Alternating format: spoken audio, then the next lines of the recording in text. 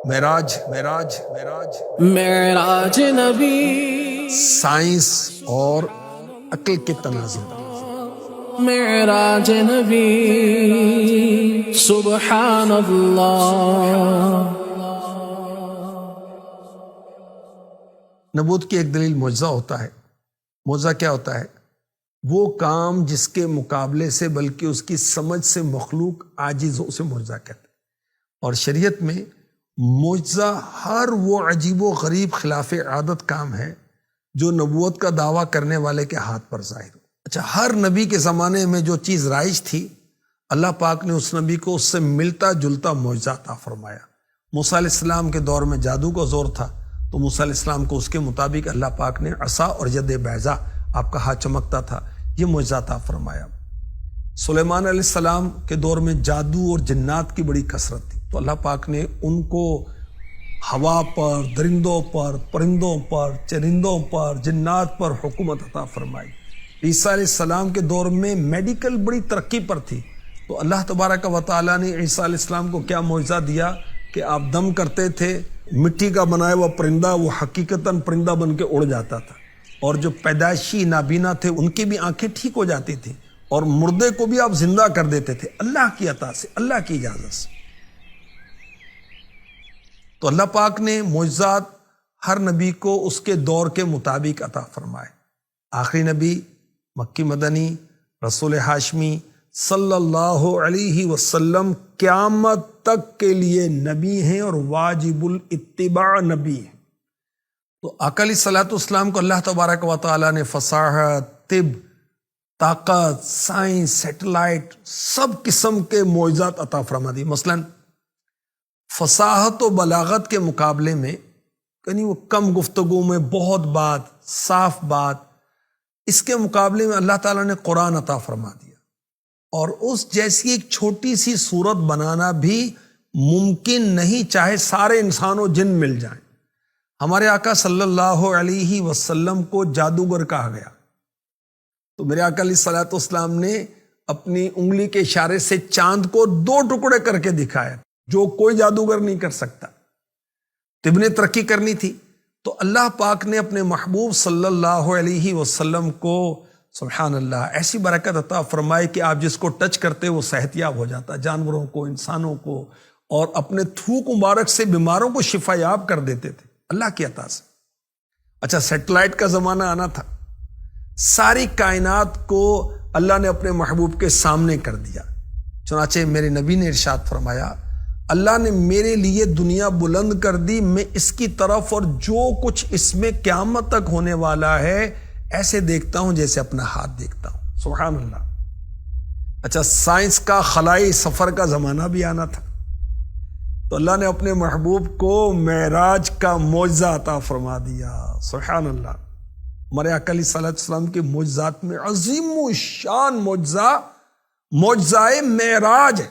آپ اپنے جسمانی وجود کے ساتھ مسجد الحرام یعنی مکہ مکرمہ سے فلسطین مسجد اقصی تک کا سفر کرتے ہیں، پھر وہاں سے آسمانوں کا سفر ہے، سدرۃ المنتہا ہے، پھر جنت، عرش کی سیر، خدا کی بے شمار نشانیاں اور عجائبات کو آپ آبزرو کرتے ہیں، مشاہدہ کرتے ہیں، اور یہ سارا سفر، ساری سیر، سارے مشاہدات رات کے بہت ہی قلیل حصے میں ہوتی ہے۔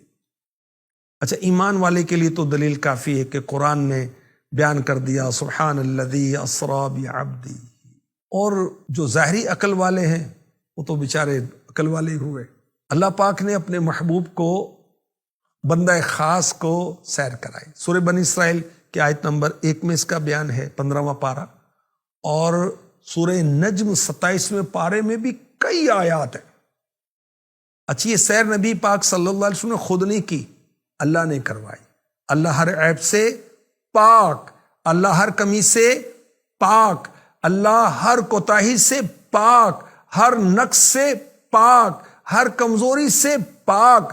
رب کی شان تو یہ ہے کہ اس نے 6 دن میں زمین و آسمان بنائے، اس کے درمیان جو کچھ ہے سارا کچھ بنا دیا۔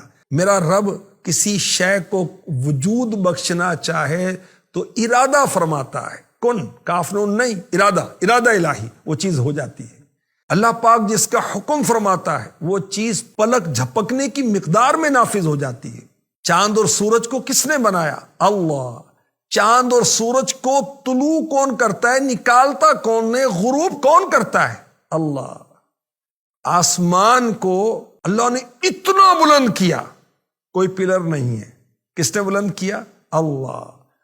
اربوں کہکشائیں، کھربوں ستارے، آسمان کو سجا دیا، کس نے؟ اللہ۔